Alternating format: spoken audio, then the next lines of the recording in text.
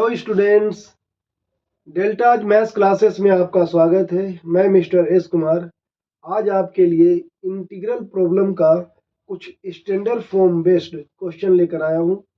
आइए देखते हैं कि वो क्या है। ये कंसेप्ट है आपके इंटीग्रल का जो फॉर्म है, ये इंटीग्रल का फॉर्म है। आप देख सकते हैं कि मैंने 3 फॉर्म्स लिखे हैं, 1 2 3, और इसमें जो एक्सप्रेशन है अपॉन में दिया हुआ है। आप देख सकते हैं ये अलग अलग फॉर्म है एक ही इक्वेशन।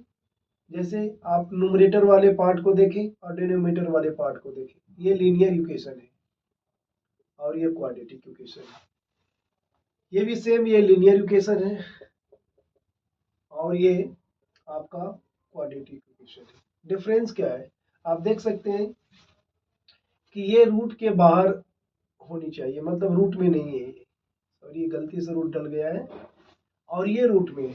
दोनों सेम एक्सप्रेशन है, सेम स्टैंडर्ड फॉर्म है, बट माइनर डिफरेंस क्या है कि डिनोमिनेटर वाले फॉर्म जो क्वाड्रेटिक इक्वेशन ये रूट में नहीं है और इसमें रूट के अंदर है। सेम ये प्रोडक्ट फॉर्म में है, जो लीनियर फॉर्म है, लीनियर इक्वेशन है, वो रूट से बाहर है, और जो क्वाड्रेटिक है वो रूट के अंदर है। तो ये 3 स्टैंडर्ड फॉर्म आपके लिए लेकर आया हूँ।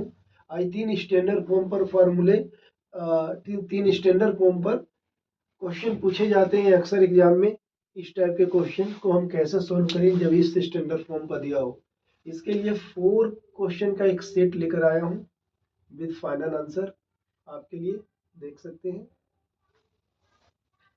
और ये 4 क्वेश्चन को में से अगर एक क्वेश्चन को हम करना जान जाते हैं तो बाकी के सारे क्वेश्चन भी आप कर सकते हैं बहुत आसानी से। तो आइए देखते हैं कि इस क्वेश्चन को, जो कि इस स्टैंडर्ड फॉर्म पर है, हम कैसे कर सकते हैं। आपके पास ये क्वेश्चन है, आप देख सकते हैं कि ये इस इंटीग्रल प्रॉब्लम पर बेस्ड है। किस पर? पी एक्स प्लस क्यू और अपॉन में X square plus B X plus, इस पर बेस्ड है। स्पष्ट रूप से देखा जा सकता है कि ये वाली पार्ट लीनियर इक्वेशन के फॉर्म में, और ये जो है आपका क्वाड्रेटिक इक्वेशन के फॉर्म में, न्यूमरेटर और डिनोमिनेटर। आइए फटाफट देखते हैं कि ऐसे क्वेश्चन को कैसे किया जा सकता है। तो सबसे पहले तो आप न्यूमरेटर, जो न्यूमरेटर आपका है, आप बोल सकते हैं जो आपका लीनियर इक्वेशन है, लीनियर इक्वेशन लीनियर फॉर्म में जो दिया हुआ है उसे आप ऐसे पुट कर दें, ए डी सी, है ना, और ये क्वाड्रेटिक इक्वेशन और प्लस, आप इस फॉर्म में पुट कर दें। इसे बिल्कुल याद रखें, जब भी ऐसा क्वेश्चन आए तो लीनियर पार्ट को आप यहाँ पर दिखाते हैं, और आपने बोला कि आपने जो लीनियर फॉर्म में दिया हुआ है एक्सप्रेशन, उसको आपने ऐसे लिख दिया। अब जरा इसे इम्प्लीमेंट करके दिखाते हैं कि ऐसे लिखने के बाद हम लीनियर फॉर्म को देखते हैं क्या है। x प्लस 2 है लीनियर फॉर्म, आपने एक कोफिशिएंट कांस्टेंट लिया है, dc मतलब derivative with respect to x आपने लिया है।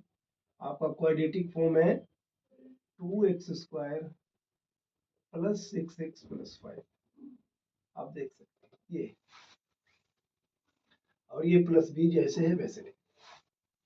अगले स्टेप में आपको क्या देखना है, अगर आप इसका डेरिवेटिव करते हैं तो स्पष्ट रूप से आपको दिखेगा कि इसकी डेरिवेटिव क्या आएगी, 4x प्लस 6, और ये प्लस कर, आप इसे इक्वेशन 1 डालकर छोड़ देंगे। ये ध्यान रखें, 2x स्क्वायर का डेरिवेटिव क्या होगा, 4x, x स्क्वायर का 2x होता है, 2 2 जा 4x, x का 1 होता है तो ये 6 बचेगा, और 5 कांस्टेंट है, इसकी डेरिवेटिव 0 हो गया, इसलिए इसे आपने सो नहीं किया, कैंसिल कर दिया, इग्नोर कर दिया। 5 का डेरिवेटिव 0 होता है, ये बी है यूटिलिटी लिख दिया। बस यहाँ से ही आपके क्वेश्चन इसलिए इजी होते चले जाएंगे। आप देखिए ध्यान से कैसे। आपने लीनियर फॉर्म में लेने के बाद आप इसको इक्वेशन 1 यहाँ मत दीजिए, एक स्टेप और ले लेते हैं। आप इसे इस स्टेप पे ले लेंगे, 4 को 4x से, a को 4x से मल्टीप्लाई किया, a को 6 से मल्टीप्लाई करेंगे, और ये है प्लस। ठीक है, अब आप इक्वेट कर लेते हैं। आप लिखते हैं यहाँ इक्वेटिंग, इक्वेट करते हैं तो स्पष्ट रूप से दिखता है कि 4a की वैल्यू 4a को कंपेयर करेंगे। यहाँ x की कोफिशिएंट कुछ नहीं है तो 1 है, तो 1 लिया, ये 1/4 आ गया। यहाँ देखते हैं फटाफट 2 से कंपेयर करते हैं 6a प्लस b को। अगले ही स्टेप में देखेंगे 2 इक्वल टू आप लिख सकते हैं 6 मल्टीप्लाई 1/4 प्लस b। कहाँ से? a की वैल्यू यहाँ से लिया। आप इसे सॉल्व करते हैं, थोड़ा सा और मेहनत कर लेते हैं। ये 2 के पास 3/2 को लेकर आ जाते हैं, हमारे पास क्या बचेगा? b। इसको सोल्व करते हैं तो b की वैल्यू हमें मिल गया 1/2। बस इस वैल्यू को देखें, ऐसा मिलते ही आप इसे इक्वेशन 1 का नाम दिया था, पहले आपने इसे इक्वेशन 1 दे दिया, लिखिए फ्रॉम इक्वेशन 1। पहला डेरिवेटिव करते ही जो आता है आपको यहाँ पर, इसको इक्वेशन 1 नाम दे दें। अब यहाँ लिखिए फ्रॉम इक्वेशन 1। इक्वेशन 1 से आपको क्या मिला? इक्वेशन 1 से ये मिला आपको कि x प्लस 2 को हम ऐसे लिख सकते हैं, a की वैल्यू पुट करते हुए। ये पुट किया, इनटू में 4x प्लस 6 है और b की वैल्यू हमारे पास मिल चुका है। यानी x प्लस 2 के बदले अब आप इसे लिख सकते हैं, जहाँ x प्लस 2 है इसके बदले हम ये यूज कर सकते हैं। अब कैसे कर सकते हैं? देखिए, आप होल इंटीग्रल में चले जाए। आपका इंटीग्रल क्या है? आपका इंटीग्रल है i इक्वल टू, ले सकते हैं इसे आप, जिसको इंटीग्रेट करना है, जिस फंक्शन को आपने, ये इंटीग्रल है, गिवन है आपका, मतलब ये 2x² प्लस 6x प्लस 5, ये गिवन है। मतलब इसे आपने ब्रेक कर दिया। x प्लस 2 को आप कैसे लिख सकते हैं? 1/4 लिख सकते हैं, ब्रैकेट में 4x प्लस 6 और प्लस का 1 divided by 2x² 6x plus 6x plus 5 with respect to x। ये आपका इंटीग्रल जो इस फॉर्म में था इंटीग्रेशन, अब ऐसा हो गया। अब क्या करना है, ध्यान से देखिए, इस वाले पार्ट को v के अपॉन में v से रखना है और इस वाले पार्ट को 1/2 के भी अपॉन में रखना है। अगर ऐसा करते हैं तो 21 फॉर्म में आ जाएगा। देखिए इसको हम कैसे लिख सकते हैं? अगर हम इसके अपॉन में, देखिए इसके अपॉन में अगर इसे रखते हैं होल को, तो 1/4 बाहर रखकर और 4x प्लस 6 के अपॉन में इसे रख सकते हैं, 2x² 6x plus 5 with respect to x। दूसरा क्या है? दूसरा है 1/2 है, तो 1/2 को अगर हम बाहर रखते हैं तो यहाँ पर 1/2 को बाहर कर दिया तो यहाँ कुछ नहीं बचेगा, सिर्फ dx लिख सकते हैं। अपॉन में क्या है? 2x² plus 6x। अब इसे अलग अलग नाम दे दे, ये 1/4 I1, ये 1/2 I2, ताकि सेपरेटली दोनों को इंटीग्रेट कर सकते हैं। I1 आपका ये हो गया, ये वाली पार्ट पूरा, ये वाली देखिए ध्यान, ये आपका I1 हो गया और ये वाली पार्ट आपका I2 हो गया, है ना? ये वाली पार्ट 1/2 IGT। अब I1 I2 को आप सोल्व करेंगे, कैसे देख सकते हैं? कैसे हम I1 को सोल्व करते हैं? आइए I1 को देखते हैं। I1 क्या है? I1 है आपके पास 4x plus 6 divided by 2x² plus 6x plus 5। ये है आपका I1, है ना? ये है आपका I1। अब जैसे ही इसमें आप पुट कर देते हैं 2x² प्लस 6x प्लस 5 को t पुट कर देते हैं t, तो क्या मिलता है? इसका डेरिवेटिव करेंगे तो कितना होगा? ये 4x प्लस 6, इधर क्या है? dt अपॉन में dx। इसको शिफ्ट करते हैं तो आपको 4x plus 6 dx equal to dt मिल जाता है। अब आप इसमें सब्स्टिट्यूट कर दें, जैसे ही सब्स्टिट्यूट करेंगे तो 4x प्लस 6 dx के बदले तो आप dt ले लिया, आपने ले लिया dt, और इसको क्या सब्स्टिट्यूट किया था आपने? t, तो t लिख दो। ऐसे केस में आपका इंटीग्रल बहुत आसानी से हो जाता है। इसका तो आइडेंटिटी भी मालूम आपको, ये log t होता है इसका इंटीग्रल।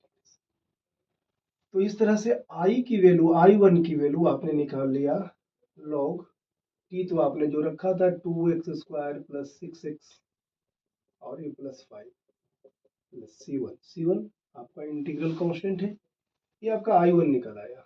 अब हम I2 को करते हैं आई टू हमारा क्या है, dx upon 2x square plus 6x plus 5। कैसे करेंगे इसे? सबसे पहले एक्स स्क्वायर के कोफिशिएंट को देखें। हम एक्स स्क्वायर के कोफिशिएंट देखने की बात क्यों कर रहे हैं? क्योंकि इसे हमें कंप्लीटिंग स्क्वायर बनाना है, तो एक्स स्क्वायर के कोफिशिएंट को हमने कॉमन ले लिया, तो ये कैसा हो गया आपका इंटीग्रल, ये एक्स स्क्वायर। अब टू तो हमने यहाँ से कॉमन लिया, यहाँ से लिया नहीं, तो ये टू से ये दोनों टर्म डिवाइड हो जाएंगे, ये टू से ये दोनों टर्म डिवाइड हो जाएंगे। अगर आप एक इक्वेशन में से किसी एक की कोफिशिएंट को कॉमन लेते हैं तो उस कोफिशिएंट से बाकी दो टर्म डिवाइड हो जाता है। डिवाइड होकर ये कैसा आ जाएगा, डिवाइड होकर ही आएगा 1/2 आपका नया integral x square plus 3x plus 5/2 ये आएगा। अब अगले स्टेप में हम कंप्लीटिंग स्क्वायर में कैसे बनाते हैं वो दिखा रहे हैं। ये आपके पास एक्स स्क्वायर है, ठीक है, कंप्लीटिंग स्क्वायर में कैसे कन्वर्ट करेंगे। दूसरा है प्लस 3x, तो यहाँ पर 2 लीजिए, दो ब्रैकेट छोटा छोटा लीजिए, पहले ब्रैकेट में जिसका स्क्वायर क्या है उसे लिख दें, दूसरे ब्रैकेट में जो x की कोफिशिएंट है, यहाँ x की कोफिशिएंट 3 है तो यहाँ 3/2 ले लें। जो भी, मैं फिर से इसे रिपीट कर देता हूँ, अगर आपने दो ब्रैकेट लिया, पहले ब्रैकेट में जिसका स्क्वायर किया उसे लिखा, दूसरे ब्रैकेट में जो x की कोफिशिएंट है उसको 2 से ही डिवाइड करना है। जब भी कंप्लीटिंग स्क्वायर करते हैं तो यही मेथड अपनाना है, जो भी x की कोफिशिएंट है उसके अपॉन में 2 रखना है। और ये उसके बाद क्या करना है, इसको, इस टर्म को, ये वाली है 2ab, इस फॉर्म में जो है उसको 2 बार लिखना है, एक बार इसका स्क्वायर किए और फिर माइनस में भी लिखना है, और फिर ये वाली पार्ट को 5/2 को एज इट इज लिख देना है। फिर से समझ लीजिए आप, यहाँ ही बच्चे ज्यादा मिस्टेक करते नहीं समझ में आता है। आपने जब 2 कॉमन ले लिया तो इस फॉर्म में आ गया, बताया मैंने कि जो कॉमन लेते हैं उसी से दोनों टर्म को डिवाइड करते हैं। इसमें एक्स स्क्वायर को एज इट इज लिखा, उसके बाद प्लस है तो प्लस लिखा, 2 लिखने के बाद दो ब्रैकेट लेना है, पहला ब्रैकेट में जिसका स्क्वायर किया वो यहाँ पर लिखे, और दूसरे ब्रैकेट में जो एक्स की कोफिशिएंट यहाँ 3 है तो उसे 2 से ही डिवाइड करना है। और ये रूल हर उस क्वेश्चन में अप्लाई करना है जिसमें आपको कंप्लीटिंग स्क्वायर बनाना है।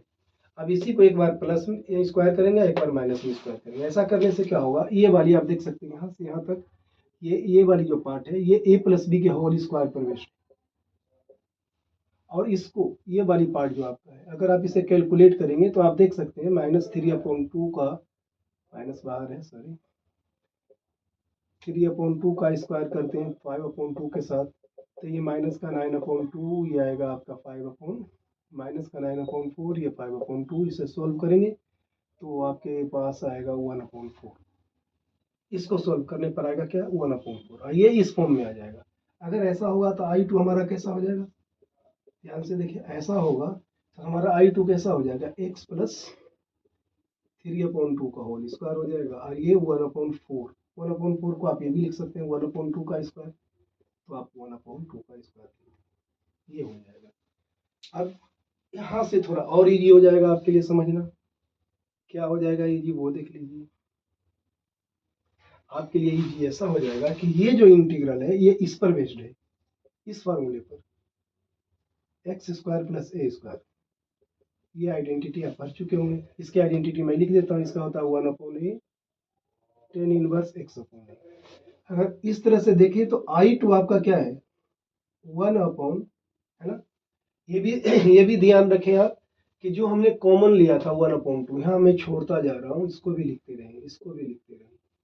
ये भी सीन में है, सीन से बाहर ना करें इसको, कई बार ये सीन से बाहर होता है, बाद में पता चलता है आपको कि हमारा आंसर का क्या हो गया, भैया ये तो मैच ही नहीं कर रहा। देखिए इसकी इंटीग्रल आपने क्या लिखा, 1/a, ए क्या है हमारा, ध्यान से देखिए 1/a, ए के जगह पर क्या है 1/2, तो 1/1/2, फिर क्या है tan इनवर्स, फिर क्या है x/a, x हमारा ये और ए हमारा ये, और ये हो गया ब्रैकेट के अंदर, और इसमें आप लिख सकते हैं C2। अब आप इसे सोल्व करते हैं तो आप देखते हैं कि 1/2 तो बाहर है ही, क्या आता है वो अंदर में आता है, ये 2 ऊपर चला जाएगा, तो 2 tan इनवर्स, इसको आप सोल्व करते हैं तो 2x प्लस 3 मिलता है आपको, है ना। अब आप इस 1/2 को एंट्री देते हैं क्योंकि इसके बाद आपके पास प्लस का C2 भी है ना। ऐसे ध्यान से देखिए, स्पेस की कमी से मैं इसको नहीं लिख रहा हूँ। अब देखें तो इसको और भी मैं लिख देता हूँ। ये एक्चुअली में हो जाएगा 1/2, ब्रैकेट के अंदर आएगा 2, यहाँ आएगा 10 इनवर्स 2x प्लस 3, ये ब्रैकेट 1 प्लस C2, ये मैं लिखना चाह रहा था। तो ये वो कुल मिलाकर हमारे पास ये आएगा, ऐसा आएगा। अब आपको 1/2 से इसे मल्टीप्लाई करेंगे तो I2 आपका आ जाएगा 10 इनवर्स 2x प्लस 3, और ये हो जाएगा C2 अपॉन में 2। अब आप इस इक्वेशन का यूज कीजिए। I इक्वल टू क्या है? I इक्वल टू है आपके पास I1/4 I1, और ये 1/2 I2। अब फटाफट इसमें इन दोनों की वैल्यू पुट कर दे, आपका आंसर आ जाएगा। कैसे? अगर आप इसको पुट करते हैं, I1 की वैल्यू क्या है, ये है आपका I1 की वैल्यू, ये वाली पर I1 की वैल्यू रखते हैं, ये हो जाएगा 1/4 log 2x square plus 6x plus 5। अब प्लस का C1 है, बट 1/4 से मल्टीप्लाई होगा I1, पूरा ये मल्टीप्लाई होगा 1/4 से, तो इसमें तो 1/4 दिखा दिए, इसमें भी दिखाना होगा C1/4। I2 बाहर में क्या है इसके 1/2। I2 का एक्चुअल वैल्यू क्या है, अभी अभी लेकर आए हैं आप, ये वाली वैल्यू है, ये वाली क्या है 10 इनवर्स, लिख दिया जी 10 इनवर्स 2x प्लस 3 लिख दिया, लेकिन साथ में है C2/2 देख सकते हैं हमारे पास क्या है साथ में C2/2, ये अगर 1/2 के साथ रखेंगे तो ये हो जाएगा C2/4। अब क्या है, आप इसको अगले स्टेप में सिर्फ इन दोनों को इग्नोर करके आप लिख सकते हैं, ये आपका फाइनल आंसर आ गया आपका। आप ऐसे भी लिख सकते हैं, है ना। तो ये कंप्लीट सॉल्यूशन हो गया फर्स्ट क्वेश्चन का। बाकी के दो क्वेश्चन जो है इसी पर बेस्ड है, इसी तरीके से उसे भी एक्सप्लेन करेंगे, आपको फटाफट जवाब मिल जाएगा। अगर ना हो तो आप सॉल्यूशन के लिए मेरे से पूछ सकते हैं, मेरे व्हाट्सएप नंबर पर पूछ सकते हैं, या कमेंट में लिखकर पूछ सकते हैं।